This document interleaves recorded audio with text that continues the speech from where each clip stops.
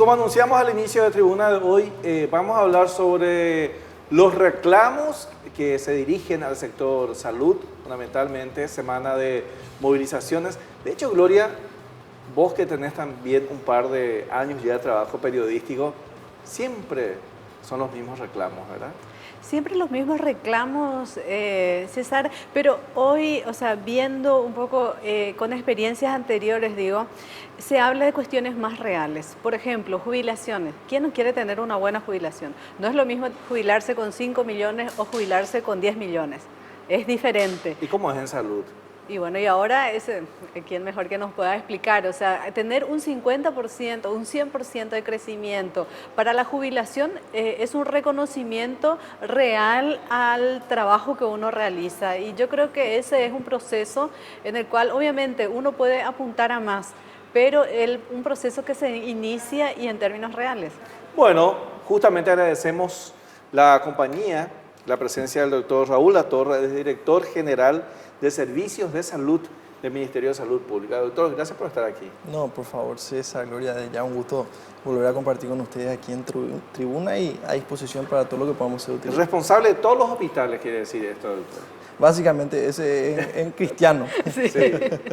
Bueno, ¿y cómo están los hospitales? Estos reclamos que se repite siempre, ¿cómo se está haciendo o buscando una solución a estas demandas? Sí, no, de hecho, es importante destacar, César, que desde el punto de vista de la gestión, nosotros incluso tuvimos el reconocimiento en varias reuniones en las cuales asistió este grupo de médicos con el Ministro de Salud y ellos mismos en hospitales emblemáticos como son el Hospital del Cáncer, el Hospital Nacional de Itagua, le reconocieron al ministro los avances y la diferencia que hay con respecto a años anteriores. Ahora, hablando específicamente de la cuestión de los reclamos, tienden a determinados puntos específicos, como por ejemplo, como bien estaba diciendo Gloria, la cuestión de la jubilación. Nosotros como médicos tenemos una carrera larga, ¿verdad? Uno sale del colegio, estudia para el examen de ingreso, es un año, son 6 años de la formación de grado, un año de internado, 3 o 4 años de residencias médicas, a partir de ahí insertarse al sistema y otra vez un grupo de años hasta ser nombrado, lo cual tiene como consecuencia que bajo el régimen actual, en lo cual uno tiene que trabajar 40 años para jubilarse, nosotros muchas veces llegamos a los 65 años y no hemos aportado lo suficiente para jubilarnos con el 100% de nuestro salario. Es por eso que el ministro Barrios y su equipo de trabajo sentó postura clara a nivel de los medios de prensa y a través de acciones específicas a favor de la reducción de los años necesarios para la jubilación de los médicos. Incluso él gestionó una reunión con el presidente de la Cámara de Diputados, el diputado Hugo Velázquez, donde en compañía de este grupo de médicos, sus asesores, me tocó participar entre ellos, expresamos al presidente de la Cámara de Diputados la postura del ministro y su equipo a favor de la reducción de los años y estamos trabajando en conjunto con eso. Otro dato importante que también le estaba señalando Gloria, es la situación con la que se encuentra también en la jubilación un funcionario de salud, específicamente un personal de blanco, porque como bien sabes, César, nosotros tenemos la capacidad de tener múltiples vinculaciones. Ahora, ¿cuál es el problema? Y te voy a hacer un ejemplo específico. Suponete que Raúl Latorre, médico, tenga 2 vinculaciones, un nombramiento y un contrato. Trabaja la mayor parte de su vida productiva y percibe un total de 9.600.000 guaraníes por esos 2 trabajos específicos, en 36 horas o en 24 horas. Cuando llega el momento de jubilarse, Raúl Latorre no se va a jubilar con los 9.600.000 que le generan esos 2 vínculos, sino que se va a jubilar por 5 millones de guaraníes, que es su nombramiento. Entonces, en el momento de mayor vulnerabilidad, contamos con la mitad de los ingresos. ¿Qué hizo el ministro Barrios y su equipo de trabajo con respecto a esta situación en particular que bien estaba señalando Gloria? Generó la unificación de las vinculaciones, un nombramiento con un contrato en un vínculo único permanente, además de un aumento salarial del 4%, o sea, 400.000 guaraníes, y generó una vinculación única de 10 millones de guaraníes. ¿Qué impacto tiene eso, César y Gloria? Impacta de manera directa en la jubilación. Entonces Raúl Latorre ya no se va a jubilar el día de mañana con 5 millones de guaraníes, sino que va a duplicar el monto asignado a su jubilación, además del aumento que estamos hablando de los 400.000 guaraníes. Y ahí es donde Hacienda dice que no hay suficiente. No, Hacienda ya dijo que sí hay suficiente para esto, porque este es un proceso que va a ser autofinanciado con fondos propios del Ministerio de Salud. ¿Dónde Hacienda dice que no se puede, mi querido César? En base a otras dos situaciones que también fueron pedidos de los gremios médicos. En primer lugar, un aumento salarial en base a un planteamiento de matriz que recibimos, donde trabajando 36 horas, la solicitud es de ganar poco más de 30 millones de guaraníes. Eso no significa que César trabaja 12 horas lunes, martes y miércoles, recibe 30 millones de guaraníes y jueves, viernes, sábado, César hace de su tiempo lo que prefiera. Independientemente a la predisposición que podamos tener, la realidad que nos expresó de manera clara el ministro de Hacienda, el ministro Santiago Peña, es que no se cuentan con los fondos necesarios para eso en este momento. Otro de los puntos de conflicto, César, es el de las 12 horas universales. ¿Qué es lo que se busca? Que todos los médicos que en este momento están realizando 24 horas por la primera vinculación, 24 horas semanales, eso puede distribuir en 2 horarios de 12 horas, 4 horarios de 6 horas, se reduzca inmediatamente todos a 12 horas. ¿Ahora, cuál es el inconveniente, César? Que si Gloria es una colega médica del Hospital Distrital de Itagua, ella trabaja 24 horas, le reducimos a 12 horas, naturalmente yo tengo que contratar a un colega que cubra ese vacío. Claro. Ahora, el costo de cubrir todos los vacíos generados asciende a los 120.000 millones de guaraníes, que es dinero con el cual en este momento sencillamente no contamos. Por lo cual el ministro Barrios y su equipo de trabajo siguen apostando en la reducción gradual de la carga horaria, apuntando a las 12 horas universales, sujeto a disponibilidad presupuestaria, que haya el dinero necesario, naturalmente, y por supuesto a la no afectación de nuestro servicio de salud. Porque yo no puedo reducirle a Gloria a 12 horas sus 24 a expensas de que ese ciudadano paraguayo, ese paciente, vaya y quede sin ese servicio. ¿Y qué pasa, doctor, también por el otro lado? Porque creo que hay más de 1.000 médicos que solamente tienen un permanente o un contrato y no tienen otro vínculo. ¿Qué pasa? Porque queda como un desfasaje. ¿Qué se puede hacer con ellos?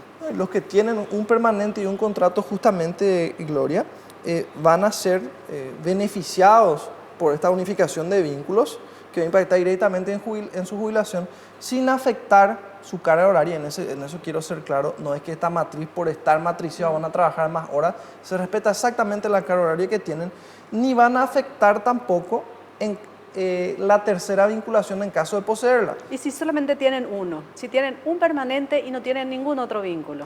Y eso depende mucho, Gloria, porque yo, Raúl Latorre, tengo que ver cuántas horas quiero prestar servicio al ministerio. En mi caso, yo puedo querer prestar solamente 24 horas o 12 horas.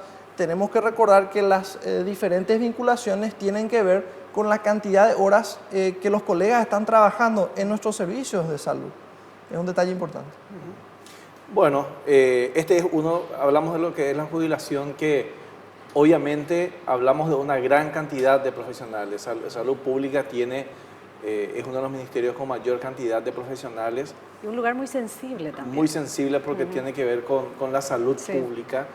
Doctor, devolver o dar al Ministerio de Salud, a los hospitales y Ministerio de Salud, la confianza como para que uno diga, pucha, estoy en salud pública. Eso cuesta bastante, ¿verdad? Cuesta bastante porque se cree a veces que el servicio privado es mejor, pero a veces nos encontramos que el servicio público es mucho mejor, pero no todos lo saben. O sea que está pasando algo muy interesante, César, y tiene mucho que ver con lo que decís, que nos genera un problema a nosotros, y el ministro Barrio en varias oportunidades lo expresó. Tenemos servicios con una excelencia tal, como por ejemplo el San Jorge, que sus indicadores superan en muchos casos a indicadores de determinados centros asistenciales del sector privado, que es nuestro centro especializado en patología cardiológica, en cuestiones del corazón, donde tenemos una demanda impresionante y gran parte de los pacientes que nos solicitan ese servicio son pacientes pudientes, son pacientes de un nivel medio para arriba. Pasa lo mismo en el Hospital del Trauma. 30%, más del 30% de los pacientes del Hospital del Trauma son pacientes que tienen o un seguro en el Instituto de Previsión Social o tienen un seguro privado. Pero si vos te vas al Hospital del Trauma, y me tocó acompañar justamente recientemente a un colega y verlo desde el punto de vista del paciente, vos entras al Hospital del Trauma, te llevan a la sala de urgencia, inmediatamente, César, viene el neurocirujano para ver cómo está tu cráneo, si tuviste alteración, el cirujano en trauma, el traumatólogo, la enfermera, y es como que vos estás viendo un auto de Fórmula 1 entrar en el box. No existe un centro asistencial, no existe ni en el sector privado, donde las 24 horas del día exista esa dotación y ese tipo de trabajo. Es por eso que en varios de nuestros centros, ni que hablar de la patología oncológica en el Hospital Pediátrico de Acostañú, entonces se está generando centros con una excelencia tal, una calidad tal en la atención, que están volcando determinado volumen de personas, tanto de la previsional como del sector privado, a la búsqueda de estos servicios, que otra vez ocasiona un problema, ¿verdad? Por la alta demanda ya. Es así. Es Ojalá así. Realmente eso sea replicado en otros, porque no solamente eso, empiezan hospitales que uno se da cuenta por las demandas. Uno mira el hospital de Luque, por ejemplo, el crecimiento que tiene y la demanda, o sea, es así. Y ya no se piensa también un hospital que antes era el de cabecera, que era referencial, el que uno tenía que irse a Itagua. Hoy ya no, se habla de, como digamos, el hospital más importante de referencia. ¿Por qué? Porque existen otros. No, de hecho, por citarte, por hablar del ejemplo que citaste, el hospital de Luque, hoy por hoy tiene un servicio de neurocirugía funcionando con total normalidad, con un importante número de pacientes operados y buenos resultados en esos procedimientos.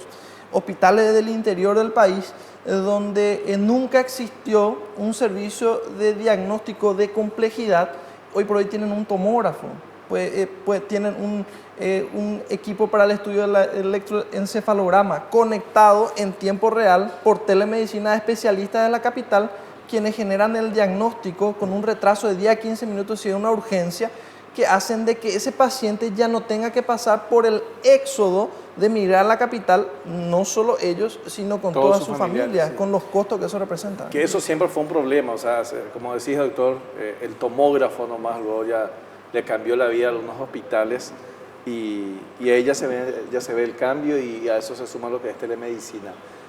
De manera que hay muchos avances, pero siempre queda la sensación de que se puede hacer más, ¿verdad, Gloria? Sí, sobre todo, supongo, ¿cuánto es el porcentaje? Si hablamos de porcentaje, salud pública, ¿cuánto cubre? O sea, si vamos a ir de 7 billones, ¿cuánto es el porcentaje que salud pública cubre? Y nosotros podemos hablar de porcentajes teóricos, mi querida Gloria, pero se está dando la particularidad que un importante número de asegurados, tanto de la previsional como del sector privado, están acudiendo a nuestros centros asistenciales. Y te puedo decir de que en el año 2015 cerramos con 10.121.846 consultas, con un incremento del 6.8%, que es un incremento muy superior a lo que generalmente se aumentaba, y que tiene dos implicancias. En primer lugar, la política del acceso universal, que estamos buscando llegar a más gente a través del fortalecimiento de servicios primarios como la atención primaria, el fortalecimiento del sistema prehospitalar, que tuvimos un aumento de más del 100% de la cantidad de ambulancias, que nos permite llegar más lejos y más rápido a lugares donde normalmente no se llegaban. Eso acompañado del fenómeno que estamos describiendo, de que pacientes normalmente cubiertos por otro tipo de seguro están acudiendo a determinados servicios nuestros de excelencia. O sea que finalmente, o sea, podemos decir entre 90% o poco más es responsabilidad de salud, porque finalmente es eso, o sea, salud es Estado, y bueno, y si hay un nivel de confianza es bueno, significa que se hace bien el trabajo. Sería más triste que pase al revés, ¿no? No, de hecho que sí, pero como bien dijo César, si bien nosotros sentimos que es mucho lo que hicimos, algunos rubros críticos con carencias históricas como la terapia intensiva, hemos ampliado más del 30% de la cantidad de camas con 64 nuevos dispositivos, un aumento de más del 60% de pacientes dializados en el sector público, de 640 pasamos a 1040, en el sector privado tuvimos un incremento del servicio privado tercerizado, un incremento superior al 162%, siempre te queda la sensación de que hay muchísimo más por hacer, porque la salud es inacabable, ¿verdad? Y a medida que uno adquiere nueva tecnología, nuevos tratamientos, surgen otros que desplazan a los anteriores. Entonces es verdaderamente una carrera que no tiene fin. Bueno, doctor, muchísimas gracias por su tiempo. Hablamos hoy solamente prácticamente un área, pero nos quedan hablar sobre los logros también en el área de salud pública, las grandes inversiones, estos cambios que se vieron, ¿verdad?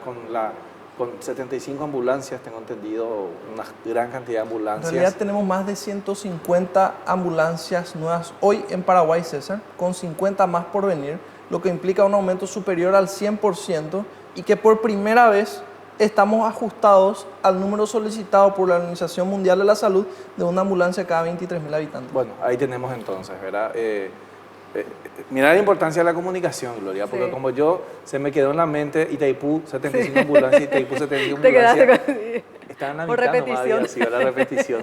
Y el tema también, la inversión es en vacunas, Sí. que finalmente evita que muchos paraguayos tengan que irse, por ejemplo, a hospitales, que es otra inversión importante. Es otra de las fortalezas de la administración del ministro Barrios y verdaderamente generó felicitaciones por varios organismos internacionales, la gestión que está habiendo específicamente en el área de vacunas, como bien decía. Bueno, muchas gracias, doctor. Gracias por compartir con nosotros. Vamos a una brevísima pausa y en instante estamos hablando sobre crecimiento en el área de la construcción. ¿Cuáles son las principales obras? ¿Cómo se están desarrollando? Nos acompaña el presidente de la CAPACO, Cámara Paraguaya de la Construcción. Ya volvemos.